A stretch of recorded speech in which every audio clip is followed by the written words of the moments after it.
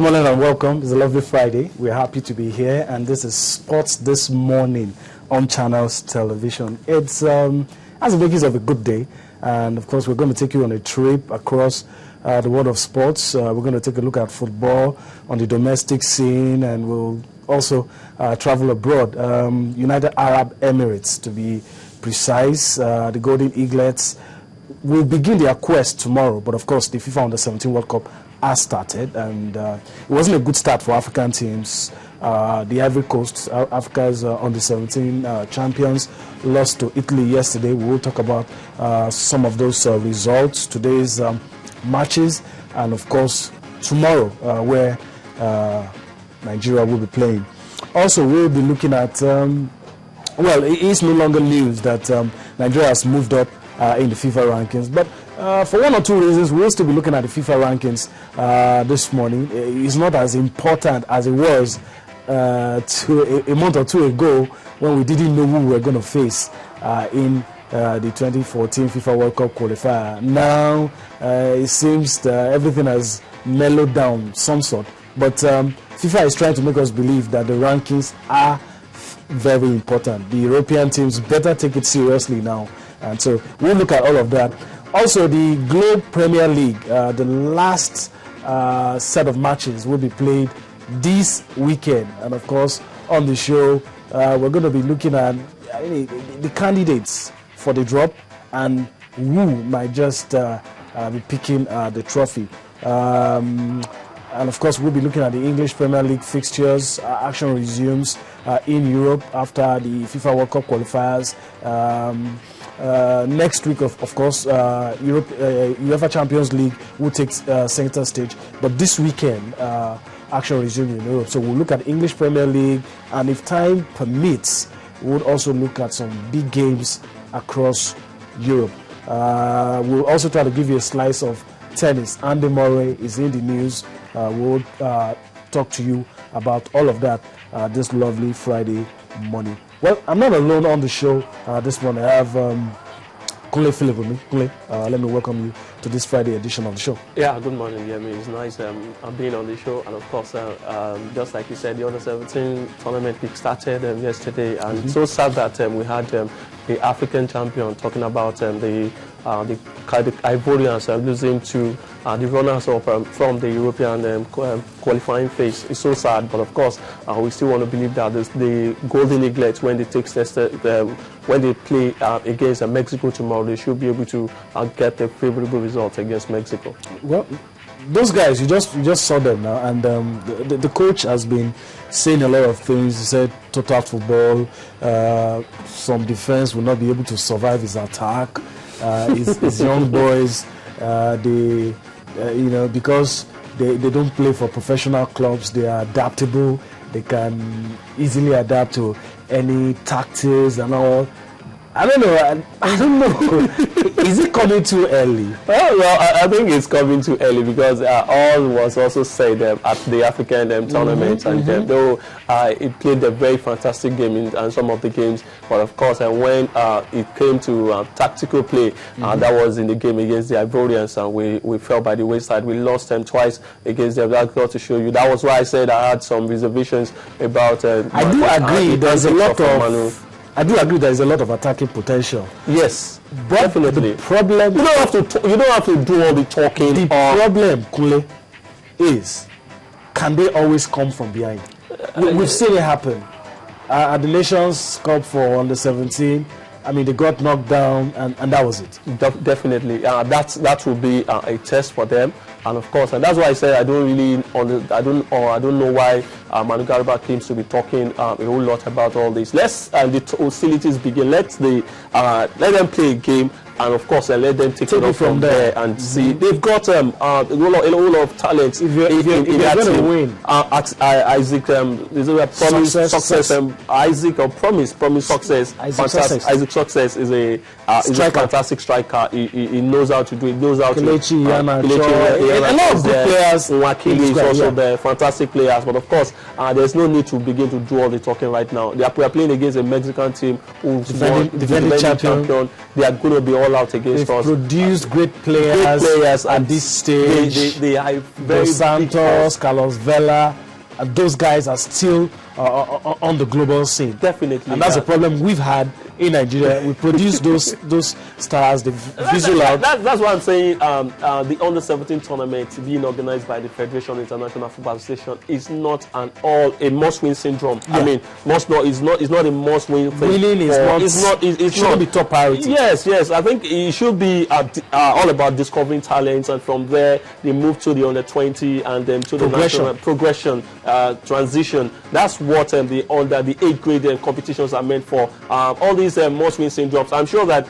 if we don't do well, I'll begin to eat vituperations on the coaches and all of that. That's not the basis for. We've seen our junior, the other countries where we see Spanish national team. Even if they don't do well, they try to they discover the talent. And they make sure they monitor them, give them scholarships. Today's matches, really, Africa gets a second chance to start very well. Croatia will take on Morocco, Panama will take on Uzbekistan, Tunisia will take on Venezuela, Russia will take on Japan. All these matches will be played today. And of course, let's take a look at tomorrow's matches, because we can't talk about the Under-17 World Cup without looking at Nigeria. And of course, we will be playing against Mexico. But of course, I'm very sure it will come up on the screen any moment. Okay, Canada take on Austria, Iran take on Argentina, and in Group F, Mexico take on Nigeria, Iraq take on Sweden. And those are the matches, and we hope, at this stage, not much is known about some of these some of these teams. Yeah, even the Mexican team, that's why the fact that they won the Under-17 last edition, they can't have the same sort of players still playing this edition. Yes. So it's going to be a whole new game entirely, a whole new team entirely. So that's why, and also we also look at the fact that this national Under-17 team of Nigeria have had the best of preparations. That we know we're actually showering encomiums on the Nigerian Football Federation for actually engaging these guys on so many training tours, which has really helped the team. And of course, we hope this will count when they take on Mexico tomorrow. Okay, let's go to another thing FIFA is doing, the FIFA rankings. And, FIFA has taught some big countries a lot of lessons. And the FIFA ranking is being taken seriously now. This is Africa's top 10 on your screen. Let me quickly run through it for you. And I'll ask you quickly if you have any reservations, if you have any misgivings about this. Côte d'Ivoire, first on the list. Africa's best in 17th position, followed by Ghana, Algeria, Nigeria in 4th position. This might be an African champions, some have said. Mali, Cape Verde. This is the top 6. There are some other teams. Cameroon also in the top 10. They are in the 10th position now. Tunisia in 7th. Egypt, despite losing heavily to Ghana, in 8th position, Burkina Faso in 9th, and Cameroon in 10th. Let's move to the world's best 10 football playing nations according to FIFA. This is Africa, and really, I don't think there's a team that should be there that is not there. It's not there, definitely. But this is where you would always have, one or two